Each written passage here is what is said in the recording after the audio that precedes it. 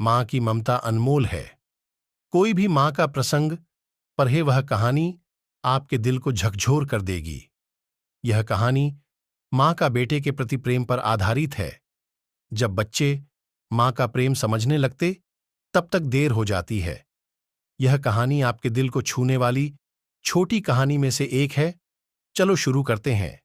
दिलराज के जीवन में एक बड़ा बदलाव आया था। पहले वह गांव में रहते थे, लेकिन अब उनकी नौकरी एक शहर में थी। उनके माता पिता ने उनकी शादी एक सुंदर और समझदार लड़की से कर दी, जो खुद भी नौकरी करती थी। अब दिलराज और उनकी पत्नी एक साथ शहर में रह रहे थे। दिल को झकझोर देने वाली कहानी। कुछ सालों बाद दिलराज के पिताजी का निधन हो गया। अब उनकी मां एकाकी हो गई। फिर कुछ समय बाद दिलराज ने अपनी मां को शहर ले आया। शहर में आकर दिलराज की मां को अच्छा नहीं लगता था, लेकिन एक मां की प्राथमिकता हमेशा अपने बेटे की खुशी थी।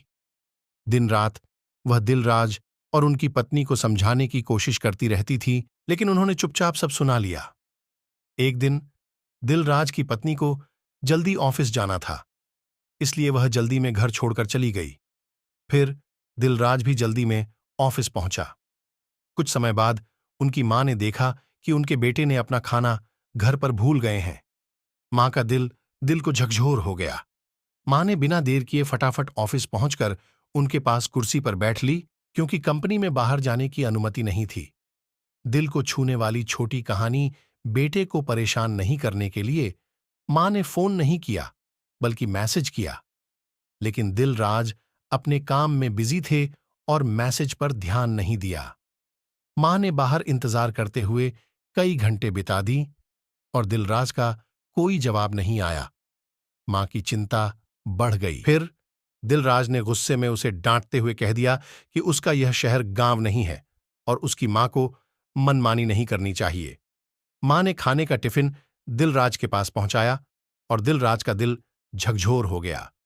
दिलराज को यह एहसास हुआ कि उसने बिना सोचे समझे मां को डांटा है, जबकि मां बिना किसी शिकायत के उसके लिए आई थी। दिल झकझोर होने के बाद वह अपने किए गए आचरण पर पछतावा करते हुए अपनी मां के लिए बेहतर तरीके से देखभाल करने लगे।